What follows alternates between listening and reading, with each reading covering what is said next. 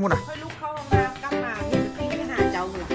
เขาก็เลยเอานอนคนกลางเลยค่ะนอนคนกลางบายเด้อเอาไปกันเด้อ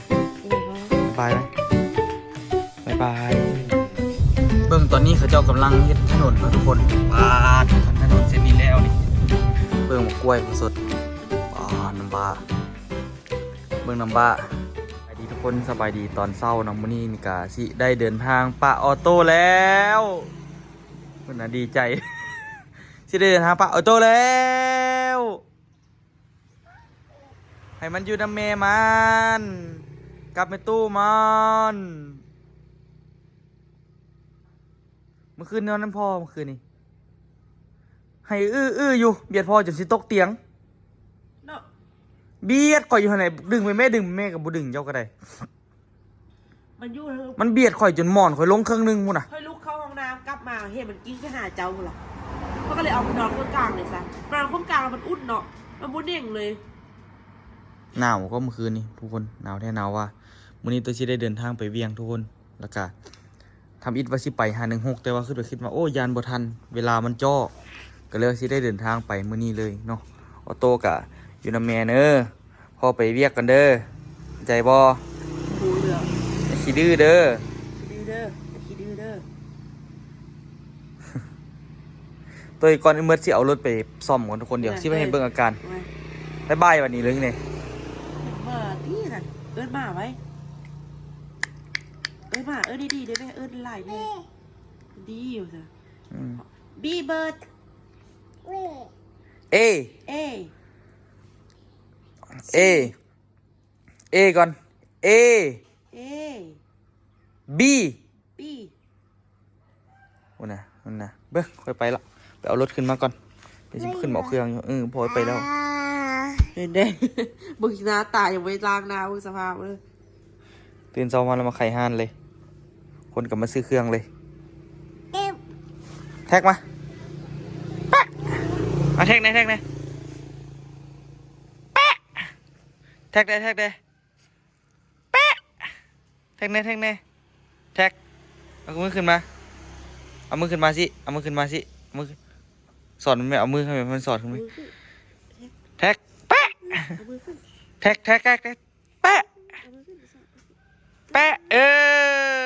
มาแท็กมานี่แปะแท็กแท็กแท็กแท็กแปะแท็กแปะสิเด้อแท็กแล้ววันนี้เด้อแปะ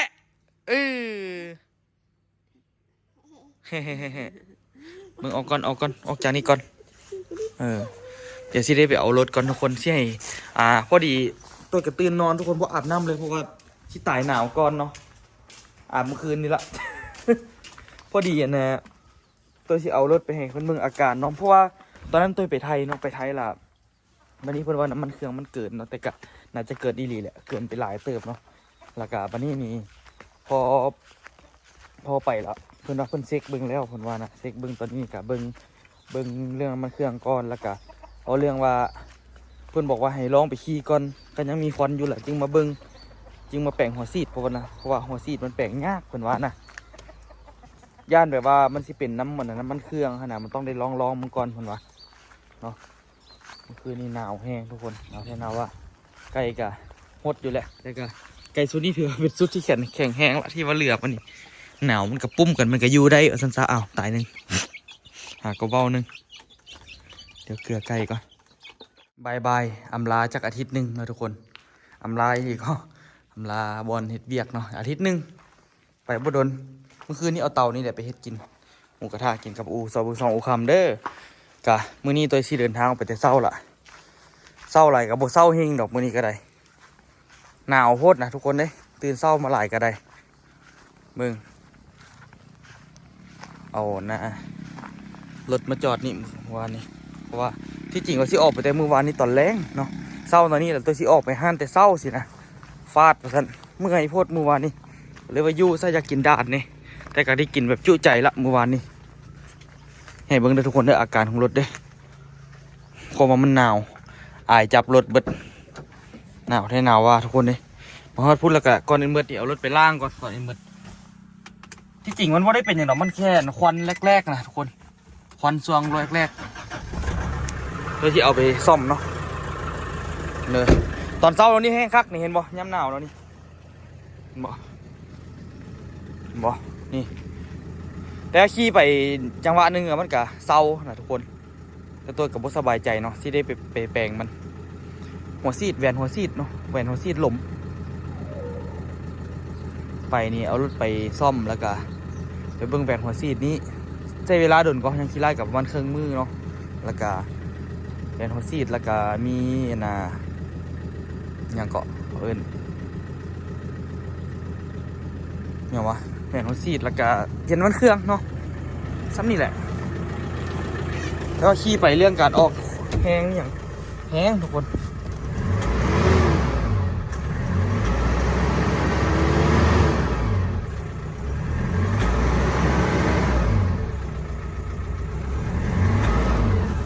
หัวดังตึกตักอีกเมืองมันมันบอกควันเริ่มจางละจังไหนมันจะหายไปเนาะทุกคนตอนนี้แหละเดี๋ยวเราไปจอดทางหน้าก่อนไปเด้อ บ๊ายบาย พอไปกันเนอะ บ๊ายบายพ่อ บ๊ายบายไหมบ๊ายบายไปกันเนอะเย่พอไปกันเนอะพอไปปะออโต้กันเด้อออโต้อยู่น้ำแม่เนอะไปละเศร้าละสวยละไปสิออกแต่7 โมงมัน9 โมงแล้วนี่เดินทางไกลคนเดียวมื้อนี้ไปแล้วน้องอาจี3 โมงน้อยมาซื้อเครื่องเบิ่งรถซูเปอร์เพื่อนแต่เดินทางไปทางนี้กับเพื่อนอยู่แล้วเนาะไปล่างอยู่เวียงอ๋อเปิดแอร์อุ่นในหนึ่งมื้อนี้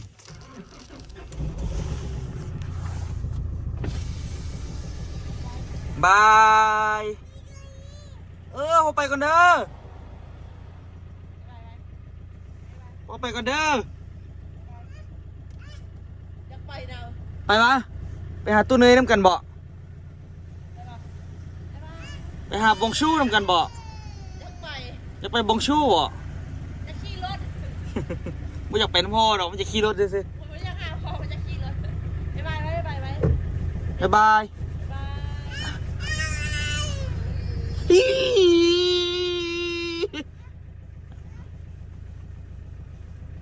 ไปเด้อ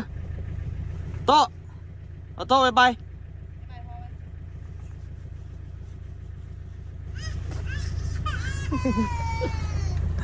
ละ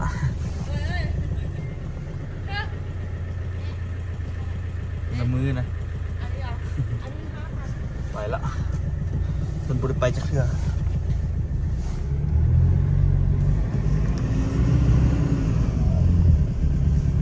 หนาวอุดหนาวเลยทุกคนตอนนี้อุณหภูมินี่เบิ่งเลยทุกคนสิตัวใช้เบิ่งขนาดแดดออกละจากองศานี่เบิ่งเอาอุณหภูมิมื้อนี้ขี่รถจักรมื้อนี้มีแต่แอ่งแมงอย่างเดียวแอร์บ่ต้องเฝ้าเปิดเถอะก็ได้อะเปิดแอร์อุ่นเนาะเปิดแอร์อุ่นดีกว่าวะหนาวโคตรหนาวอีดีกว่ามื้อนี้คือว่าเอาใครไปทุกคนเดี๋ยวเดินทางไปน้ำกันเนาะลองซานมื้อนี้10 องศาเมื่อคืนนี้ต้องมีแหละประมาณ7 องศา8 องศา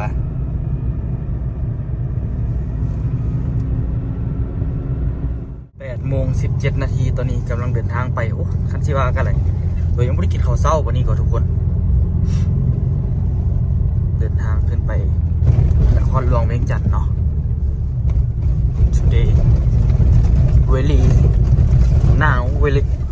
โอ้เฮ้ยขนาดเปิดแอร์อุ่นก็ยังหนาวอยู่แดดออกก็ยังหนาวอยู่ทุกคน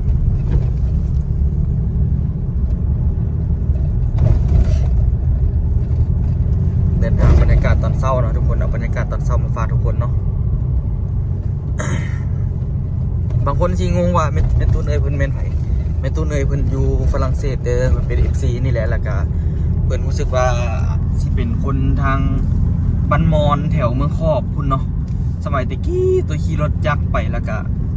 ขี่รถจักรไปแล้วเพิ่นเห็นตัวไปผ่านบ้านเพิ่นว่าซั่นซะตัวก็บ่ฮู้ดอกเพราะว่าถ่ายไปซื่อๆเนาะบังเอิญผ่านเพิ่นอยากไปแฮงเพิ่นว่าอยากไปเห็นเนาะอยากไปเห็นจักรครั้งเพราะว่า ตั้งแต่ไปก็บ่มีโอกาสได้ไปเลยนั่นก็เลยว่าอ่ะเดี๋ยวตัวฮับปากเพิ่นสิพาเพิ่นไปเนาะแต่ว่าเป็นรถใหญ่เด้ ตัวจักรไปบ่ได้เนาะ ไปน้ำพ่อเพิ่นมาน้ำกันเพิ่นมาน้ำลานเพิ่นแต่ว่าลานเพิ่นแยกมาพี่ทางออกนี่แหละเนาะทางอันน่ะเนี่ยก็เขาเอิ้นเนี่ยท่าบกเนาะอยู่ทางท่าบกนี่แหละลูกหลานเพิ่นนะเดี๋ยวกำลังออกไปตอนนี้เดี๋ยวโทรหาเพิ่นปันหนึ่งก่อนบางทีหลานเพิ่นอยากเมื่อนำบอกก่อนสิเข้าฮอดลองซานเนาะปลาบ่นี่แหละบินโดรนงามกว่าทุกคนทั้งลุมมันทั้งข้างเป็นเหวแต่ว่าบินโดรนนี่งามขนาดแต่บ่ได้บินโดรนละทุกคนเด้เช้าขึ้นไปฮอดแล้วสิเอาเครื่องไปเมียนแล้วสิออกไปห้านเลยทุกคนห้านซ่อมรถน่าจะฮอดประมาณ 10 โมงนี่แหละ 10 โมงครึ่ง 11 โมงเพราะว่าเดี๋ยวนี้มันเดินทางฮอดไวอยู่ขี่รถคนเดียวเลยโอ้ยลืมกล้องโกโปรอย่าเถอะใส่แต่โทรศัพท์ก็พอละลืมกล้องโกโปรทุกคนเลยลืมว่ะอย่าเนาะเดินทางเลยจวดเลย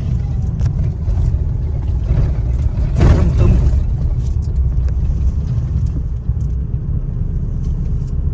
เบิ่งตอนนี้เขาเจ้ากำลังเฮ็ดถนนเนาะทุกคน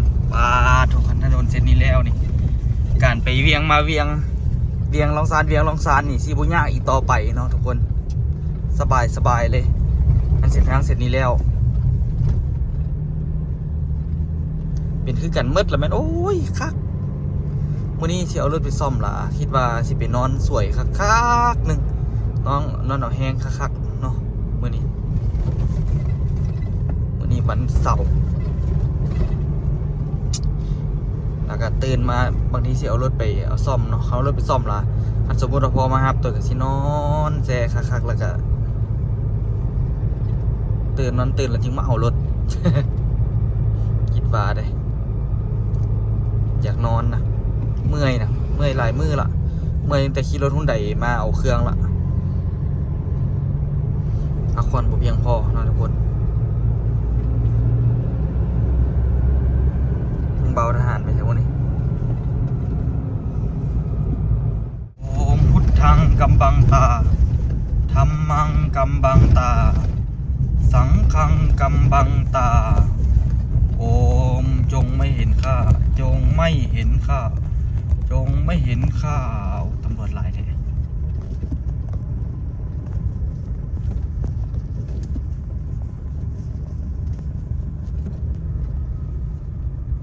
นิกสันขึ้นกันคันนี้ก็ได้รอดไปทุกคนแต่กับบุ้ยปัญหาดอกเอกสารตัวครบทุกอย่าง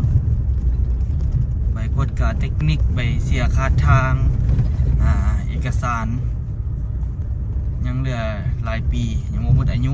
สบายไปขับขี่จบเลยไปต่อ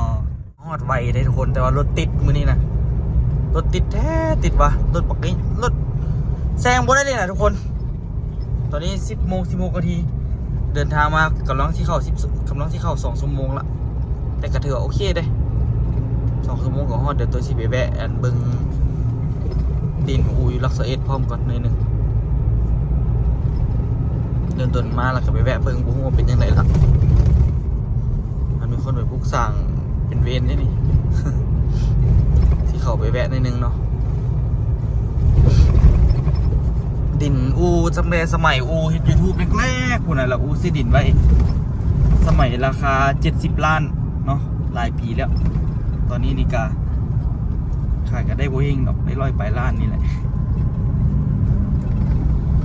พี่ก็แวะพี่ก็บ่แวะว่ะคือมันเป็นเมื่อยๆคือเป็นอยากนอนแถวว่ะเมื่อคืนนี้นอนบ่เต็มอิ่มนะออโต้มานอนน้ำแล้วมันนอนบ่สบายโตนะเวลานอนบ่อิ่มตาฮอดหลัก27 28เลยเดี๋ยวนี้นี่เนาะบ่ฮอดจะเถื่อแซงรถบ่ได้เลยมาฮอดไวอีกบอลหนึ่งเลยทุกคนอีกมื้อหนึ่งที่มาฮอดไวสมควรเนาะมาฮอดหลัก21ละตอนนี้พอดี2 ชั่วโมงทุกคน2 ชั่วโมงเต็มมาฮอดหลัก21ตะกี้โอ้ยทุกคนเลยส่วนสิมาฮอด3 ชั่วโมงจึงฮอดเวียงน่ะ เป๊ะเลยนะพอดี3 ชั่วโมงแต่ว่าเดี๋ยวนี้นี่ค่อนข้างว่าไวมาไวได้หลายเนาะเพราะว่าเส้นทางมันค่อนข้างดีกันซะมันไม่ขุ่มเนาะมันไม่ขุ่มแล้วมันแลนได้แบบเรื่อยๆนะมันไม่ได้เบรกเนาะตอนนี้นี่มันฮอดบริเวณลักษเอ็ดละประมาณลักษซี่อยู่ตอนนี้ลักซี่3อยู่ข้างหน้าเราลักษเอ็ดแต่เขาก็เอื้นเขียนลักษเอ็ดเบิดรู้สึกว่าลักษเอ็ดนี่สิเป็นแบบมันสิเด่นกว่าบนอื่นเนี่ยนะบริเวณใกล้เคียงนี่ดินอูกับยูลักษเอ็ดนี่แหละเนาะมันใครจากได้กะทักบอกเด้อ แต่ว่าอูไม่ได้ขายดอกแต่ว่าคำว่าราคาดีก็ขายเนาะถ้าได้ราคาเดี๋ยวไปฮอดทางเข้าสิให้ทุกคนเบิ่งเอ็ดนี่เป็นเขตลักษเอ็ดนะทุกคนนี่เงินผักลักษเอ็ดเบิ่งนี่ก็ได้เนาะลักษเอ็ดอีหลีก็เข้าทางบ้านบ้านท่านาคเนาะ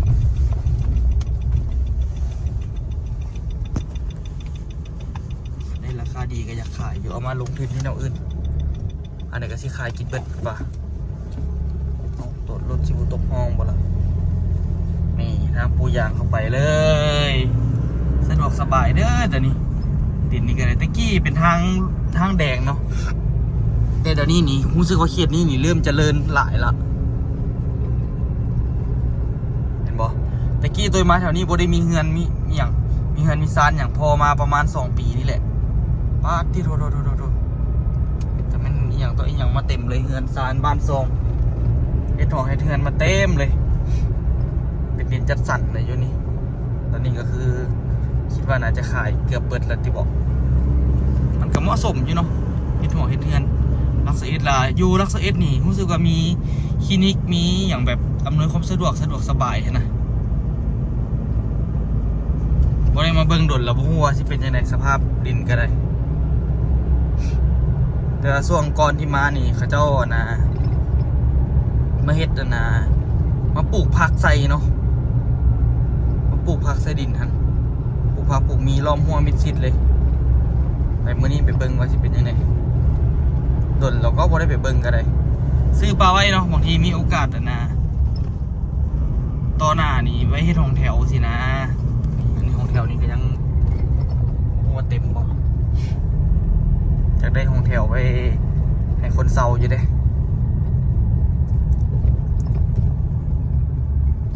เครื่องก่อสร้าง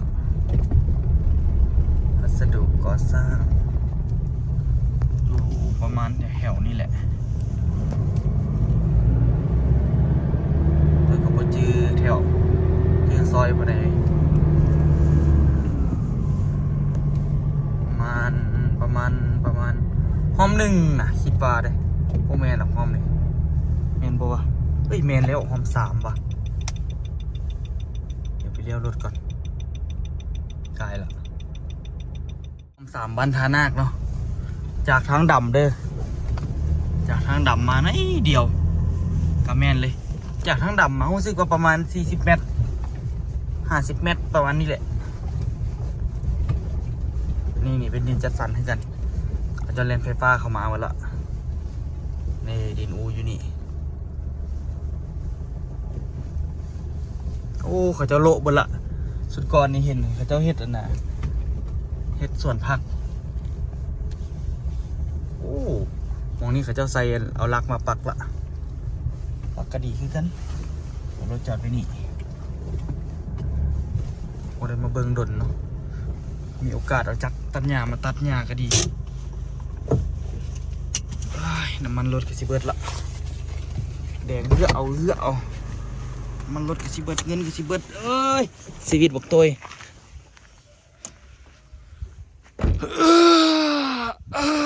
เมื่อยเขาเจ้าประกาศขายดินอยู่นี่เห็นประกาศขายแต่โดนบ่ได้ขายจักเทื่อมันเป็นดินจวยนะเห็นบ่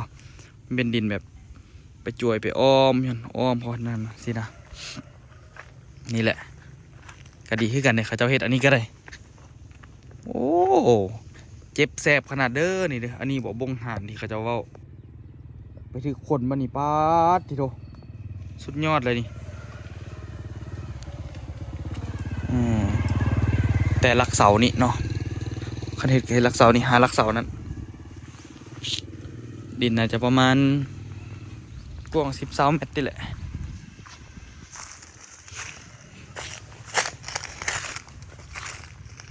โอเคตึบเนาะ6 ตึบไปละสุดก่อนเห็นเขาจะปลูกอย่างหัวเต็มนี่เลยแต่ว่าเดี๋ยวนี้บ่เห็นเขาปลูกอย่างครับแต่ก็โอเคอยู่เนาะมีโอกาสเนี่ยเอาจักรมาตัดหญ้าตัดเนี่ยเอาผ้ามาฟันในกระดีให้กันนี่แต่ลักเสานี่หาลักเสาข้างหลังเนี่ยก็ถือว่ากว้างอยู่คาเทศห้องแถวเห็นอย่างก็โอเคเนาะเฮ็ดบอลปลูกสร้างเนาะอันนี้เป็นดินปลูกสร้างแต่ลักเสานี่เจ้าตัดนี่หาลักเสาตัวนี้โอเคอยู่เด้ไอ้ดินอูเนาะดินอูซื้อตะกี้พูดนะซื้อไว้ทุกคนมีไฟฟ้าน้ำประปาครบเสร็จบ่ฮู้ว่าตอนนี้เขาเจ้าขายเม็ดกะเล่แล้วเท่าไหร่ละแถวนี้ดินพอดีปลูกสร้างนะซ้ำๆดินอ้ายอูเลยแต่ว่าคันว่าไผให้เม็ดกะเล่ละเพื่อกับบ่ฮู้เลยเขาเจ้าขายเท่าไหร่แต่อูซื้อตะกี้กับผ่านมา4 ปี 5 ปีที่แล้วกับเม็ดกะเล่ละ500 บาทแท้ก็อยู่นี่เป็นเม็ดกะเล่ละ500 บาทเนาะขั้นผู้ใดเอากับเม็ดกะเล่ละ1,200น่าจะขายได้อยู่แต่ก็ต้องนั่นเนาะเป็นดินปลูกสร้างพอดีอยู่ออกจากนี่ไปแป๊บเดียวก็ฮอดทางดำเนาะฮอดทางปูยางเป็นเขตเศรษฐกิจเนาะแถวนี้นี่กับดินจัดสรรเขาเจ้าเขาจะมาอยู่เต็มนี่คือที่คักเนาะไปละมาแวะเบิ้งซิถือว่าโอเคเนาะผมมีอย่างผิดพลาด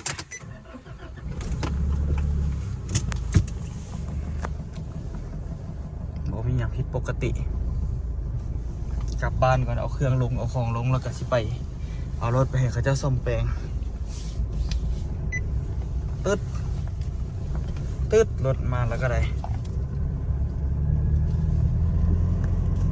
มันบอกจากหนทางมามันก็โอเคเลยสำหรับตัวว่าท่านสมมติว่ามันมีแบบมีโรงงานอยู่ลักษณะป้าถูกเป็นมันมีเขตเศรษฐกิจพิเศษมีอย่างหลายได้ทุกคนแต่ว่าตะกี้เขาเจ้าขายดินตัวนี้นำโอ้โหไผ่ซื้อละกำแพงหลายๆนี่แล้วเขาเจ้าขายนำแต่โบเดตัวก็บ่เคยถามราคาเขาสมัยตัวมาเบิ่งแรกๆเนาะมันเป็นเฮือนดินที่ติดกับเฮือนเขาเจ้าแบ่งมูลกันเนาะเขาเจ้าแบ่งมูลกันแล้วเขาเจ้าขายในคนละครึ่งเป็นพี่น้องกับหลังนี้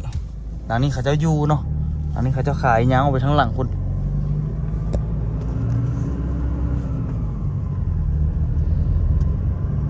กับบาทนี่สบายนะผู้ใดมาอยู่ลักษณะนี่ก็ได้ผู้ใดมีญาติพี่น้องมาอยู่เนาะให้บริเวณลักษณะเนาะมีครบเซตนะปีห้านค่ามีปั๊มน้ำมันมีเขตเศรษฐกิจพิเศษกับอยู่ฝากนี่เนาะเขามาเจริญลักษณะมีโรงงานมีบอนขายรถขายรางถือว่าเจริญหลายเนาะมีคลินิกมีห้านขายยามีตลาดมีห้านเบียร์อันนี้เห็นอย่างวะนี่ตึกใหญ่ๆนี่มาใหม่อีกแล้วดิง่ายดินอูมาไปแคมทางอันนี้คือที่ดีเนาะตัดตอนหนึ่ง มีห้านบุฟเฟ่มีปั๊มน้ำมันปตท.คุณได้ทุกคนความเจริญนะของลักษณะนะผมเป็นธรรมดาเด้อนี่มีห้านขายยามีคลินิกเนาะข้างหน้าเป็นคลินิกห้านขายยามีคลินิกมีหลายอย่างเลยห้านอะไรรถห้านเขาจี้แจมเลยห้านใดก็ได้มีห้านจีนห้านลาบเฟื่อแซ่บแม่ล้อมนี้อันนี้คลินิกนี่ครบเซตนะที่แถวนี้นะถือว่าสมบูรณ์ดีสมควรเนาะสำหรับตัวว่า ก็โอเคอยู่กล้วยพอสดปอน้ำว้าเบิ่งน้ำว้าอันนี้บ่ฮู้ว่าน้ำว้ามาแต่นะมาแต่ประเทศไทยหรือมานำไอโรดอันนี้มาแต่ประเทศไทยติอันนี้กล้วยน้ำว้าคักอะลีบอกไอ้ลายอันนี้กล้วยจีนอันนี้นี่แรกๆว่างามๆทุกคนหลังๆคือว่าบ่ค่อยงามปานใดเนาะบ่เข้าใจคือกันเป็นน้ำมันเก่าโพดเบาะหรือจังไดเมืองต่อที่แบบว่าสะสมมาแต่โดนแต่นานจนบักใหญ่ๆละเนาะค่าก็มีเบิ่งต้นกล้วยตัวมันสิล่มทับอันนาอันนี้ละเบิ่งต้นบักใหญ่ๆทุกคนใหญ่เท่าใหญ่ว่ะใหญ่ละสูงอีเด้อันนี้กล้วยน้ำว้านะกล้วยน้ำว้ายักษ์ไอ้โลดเบิ่งต้นน่ะยักษ์อีหลียักษ์แต่ต้น มันจะสิล่มแล้วนี่นะแต่อันนี้นี่สิออกปีแล้วนี่มันเป็นอันนี้นี่ความว่างามความว่าอันนั้นนะทุกคนอยู่เฮือนคือสิบุ้ยไผอยู่มื้อนี้ตัวก็เอาอหย่างมาแล้วตัวก็นั่นละเอาเครื่องเลี้ยงลงแล้วตัวก็สิไปเอารถไปแปลงละแล้วก็เป็นไปได้อยากกลับมานอนอยู่เฮือนเนาะเมื่อยเมืองแปลงผักโคสดอันนี้มักทั่วดินบ่นี่นี่ผักสลัดออสเตรเลียโอ้โหสดอยู่ในห้องมีเสียงจอแจอยู่คือสิบุฮู้เรื่องว่าไผมาซ้ำผักกันนะผักสลัดผักกันนะผักกาดยักษ์เดี๋ยวตัวกลับมาแต่นะพุ่นแล้วตัวสิเอาไปปลูกอยู่รองซานพร้อมนี่เอาเบี้ยพวกนี้เลยไปปลูกตัวสิไปปลูกใส่กระถางเนาะหลายอยู่ก็โหสดวานนี่ก็ได้ซ้ำสิเฮ็ดซ้ำสิใส่ซ้ำสิสอยนี่ขิงข่าอหย่างกับครบเซตในอยู่เฮือนนี่ต้องเดี๋ยวออกไปซื้อนอกอันนี้ก็ได้เก็บกินตลอดบ่ฮู้ว่าเขาเจ้าหิวหยังกินในเช้านี่รู้สึกหิวทุกคนยังบ่ได้กินข้าวเช้าแต่ตอนนี้ก็ประมาณ 11 โมงละยังบ่ได้กินข้าวปานนี้พอสดอยู่นี่คนเดียวได้ยินแต่เสียงโทรศัพท์แต่ว่าคนคือสิบ่ฮู้ว่าตัวมาเดี๋ยวนี้สิเอาเครื่องลงแล้วสิไปห้านละแต่ว่าก่อนเอามื้อซอกแนวกินก่อนหิวข้าวหลายโทรศัพท์นี่ก็ต้องเอาไปแปลงโทรศัพท์นี่ก็ได้มีแต่แนวแปลงเนาะมีแต่แนวเสียนี่เอาเลยกินแหน่มีเอาเลยกินแหน่เบิ่งเขาจะกินไปเซาโอ้ amazing อันนี้น่าจะลาบหมูป่าที่ตัวซื้อมาให้ลาบสิ้นหมูป่ากินนี่โอเคละโอ้ลาบกับแกงพุ่นนะแกงไก่ได้เรื่องเนาะเดี๋ยวกินข้าวก่อนโอโยกินข้าวด้วยทุกคนเด้อกินข้าวน้ำกันเนาะกินกับลาบหมูปลากินแบบยืนกินอยู่เฮือนครัวนะนี่เลยก่อนสิออกไปนอกใครได้มีน้ำกินเพราะว่าหิวข้าวแห้งว่าสิกินแคมทางก็คือบ่อยากกินอย่างเดียวตอนมาก็ได้มากินข้าวสวยบ่เดียวเมื่อยเดี๋ยวดิมาแล้วเอารถไปแปลงแล้วมานอนคักๆตื่นมาแล้วก็กลับไปเอารถสินะคือสิครับคือสิมีแห้งใครได้ว่าเข้าเขาเจ้าบอกเอาไปเบิดเดี๋ยวนี้มันเอาไปเบิดได้ยุ่งอีนี่บ่มีหยังกิน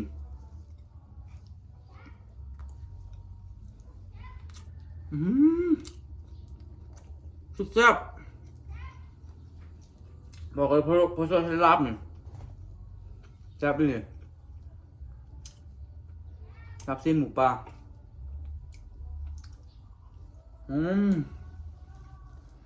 เวลาเพิ่นเฮ็ดนี่เราเฮ็ดลาบเหนียวสดเลย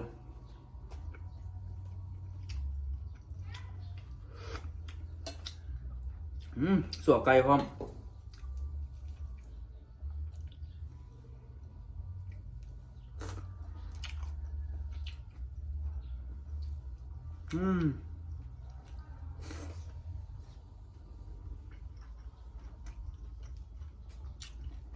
แซ่บสุดๆเลย